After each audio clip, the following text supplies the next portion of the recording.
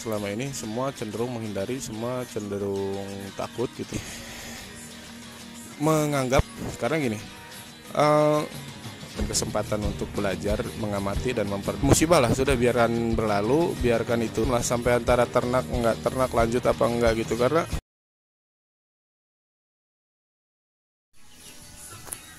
Assalamualaikum warahmatullahi wabarakatuh.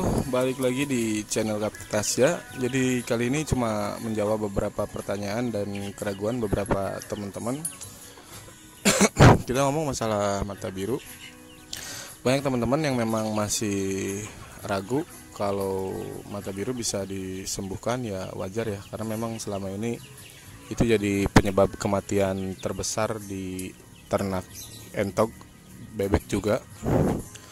Dan memang belum intinya gini, kenapa masih selalu jadi wabah yang menakutkan, baik itu tetelo di ayam gitu atau mata biru di entok dan di bebek. Karena memang selama ini semua cenderung menghindari, semua cenderung takut gitu, tanpa terlalu dalam mempelajari bagaimana si itu bisa menghabisi satu ternak gitu. Nah, di sini di video kali ini saya mau mengajak teman-teman, bukan mau mengajak sombong, tapi memang mau mengajak gimana kalau misalkan kita lebih menganggap kalau misalkan mata biru itu sebagai anugerah gitu. Karena gini, satu ujian gitu, kalau kita pakai sudut pandang yang berbeda gitu, kita jadikan kesempatan untuk belajar, mengamati dan memperdalam lagi, itu bisa jadi sesuatu yang menjadi kelebihan kita kelak di satu hari. Nah, ya musibah lah, sudah biarkan berlalu, biarkan itu jalan. Tapi dari sisi kitanya sendiri, gimana caranya kita supaya menjadikan itu jadi berkah buat kita gitu. Nah, contoh gini, tapi ya saya juga nggak menyalahkan itu, karena memang di awal-awal pun saya juga merasa ya sedih, campur emosi, ya campur kesel, campur nyesel, campur segala macam lah, sampai antara ternak enggak ternak lanjut apa enggak gitu. Karena dulu di awal-awal bukan sekali dua kali kena, lumayan nyesek, habis lagi susah payah banyak, habis lagi susah payah banyak, habis lagi tak. Jadi dari situ saya mulai berpikir, ya kalau misalkan kita kayak gini terus, sementara kita terus menghindar, sementara wabah itu tetap ada dan selalu datang, entah kapan waktunya. Ya intinya itu ada gitu di antara peternakan, di antara siapapun yang beternak pasti kendalanya pasti ada. Nah dari situ makanya ya udahlah, mulai kita pelajari. Oke, ini sedikit, mudah-mudahan bermanfaat, dan ini memang sangat efektif, sangat ampuh sekali. Jadi hal yang harus teman-teman pastikan benar gitu untuk sebuah peternakan, itu teman-teman punya cukup kandang untuk nantinya, ya mungkin untuk pertumbuhan, bisa juga nanti kita berlakukan untuk karantina. Contoh di sini, nah ini yang kayak gini gitu, ini kan bisa menampung lumayan, terus itu terus ke sini gitu.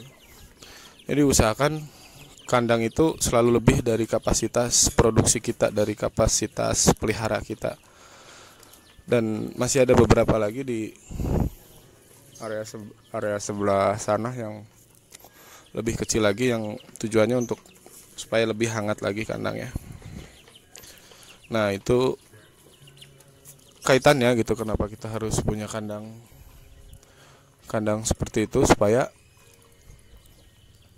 nanti ketika misalkan banyak yang sakit. Ini poin pertama ya untuk pengobatan mata biru adalah dengan kita memakai kandang panggung seperti ini, otomatis itu kotoran dan si unggas berpisah, kotorannya jatuh ke bawah, unggasnya di atas. Nah nanti pada saat kena wabah itu kan kita harus rutin setiap hari, kalau bisa pagi sore itu sterilisasi gitu, disemprot. Nah jadi semprotan kita juga jelas gitu, ketika nggak ada yang berserakan lagi di bawah sini, semua udah naik di atas gitu, ya kita tinggal sterilisasi bagian atas sama bagian kandang yang kecil-kecilnya ini aja. Dan lebih bagusnya ada lagi, saya satu area kandang yang memang menurut saya sih jauh lebih efektif dalam penyembuhan. Kalau yang di sini kurang, karena kurangnya minim bantuan. Nah kalau kandang yang di sini,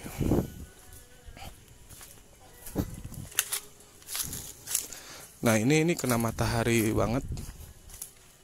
Sama ini juga memang kalau misalkan beli baru, kita simpan dulu di sini buat karantina, baru nanti masuk sana bareng, supaya kita bisa amati dulu ini bermasalah atau enggak.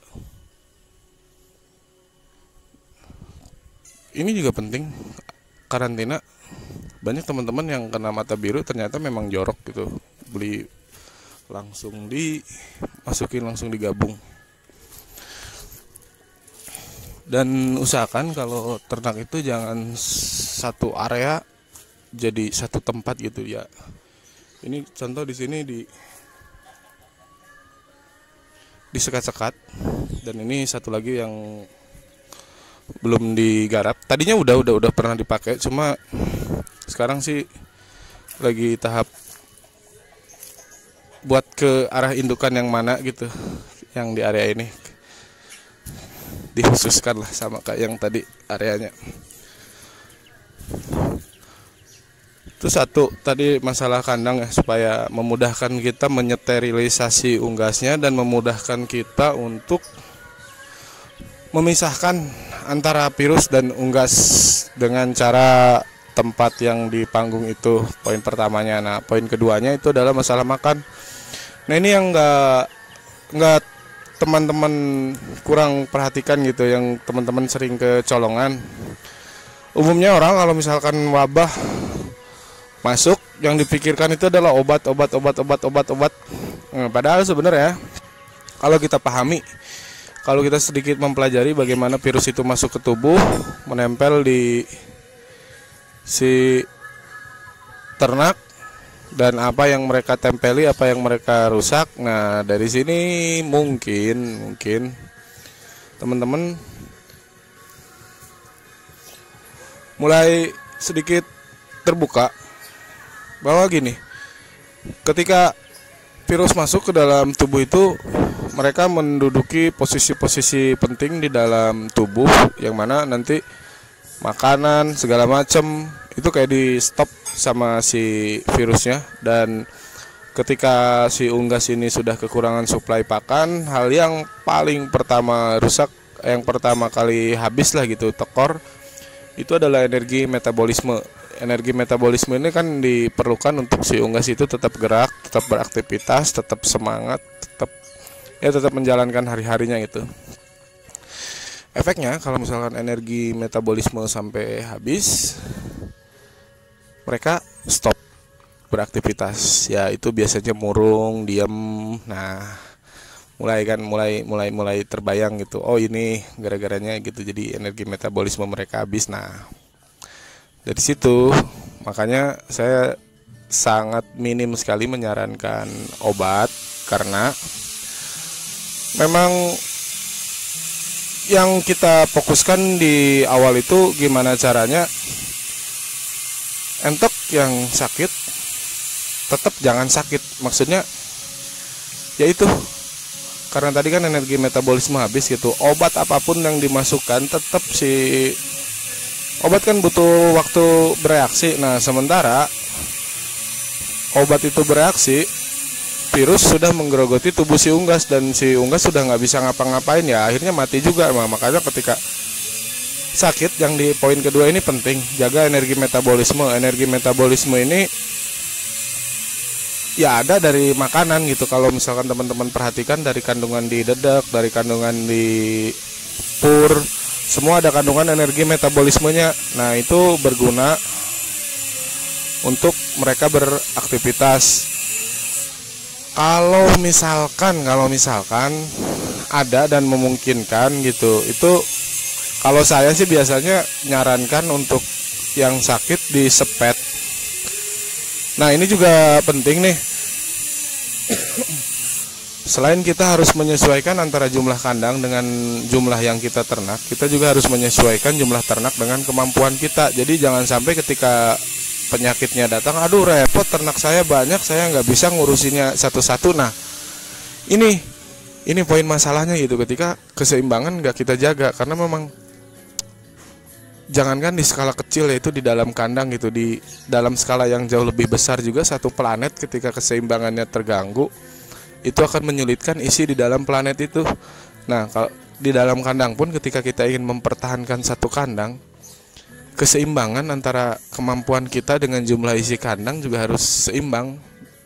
Pokoknya ya ketika ada satu masalah, kita harus bisa mengcover itu kalau mau aman dan selamat ya. Kalau kita relakan ya beda cerita ya. Jadi di luar pembahasan ini kalau masalah itu. Kenapa harus benar-benar seimbang antara kemampuan kita dengan jumlah yang diternak? Itu nanti kaitannya ketika ada masalah harus semuanya disepet supaya energi metabolismenya nggak habis, ya kita sanggup untuk mengerjakan itu. Jadi poin kedua. Nah, untuk penyepetan atau cara melolohnya, makanan yang biasanya dadak apa itu kan agak sulit dicerna karena nilai serat kasarnya lumayan tinggi. Teman-teman bisa ganti dengan bubur sun atau pakan untuk lolohan untuk lovebird yang memang support untuk dimasukkan ke dalam sepetan, jadinya tidak menghambat. Nah, itu jadi lebih gampang. Nah, di poin kedua ini berarti kita sudah menyelesaikan langkah untuk tetap mempertahankan unggas tetap hidup. Karena apa yang digerogoti oleh virus, kita terus supply, terus masuk makanan, kalau perlu serajin mungkin gitu, kelihatan agak kosong pemboloknya sepet. Dari situ secara otomatis juga selain kita mempertahankan tubuhnya si unggas, dan ternyata virus sebenarnya bisa sembuh dengan sendirinya kalau misalkan sistem kekebalannya cukup energi untuk bertahan. Nah, makanya selain kita mempertahankan tubuhnya dengan cara menyepet tadi itu, dengan menjaga energi metabolismenya tetap hidup, si unggas juga diberi waktu untuk sistem imunnya bekerja. Karena begitu virus masuk, sistem imun bekerja, yang sering kali ketika sistem imun bekerja itu diganggu oleh kita dengan cara memasukkan obat-obat yang memang tidak semestinya.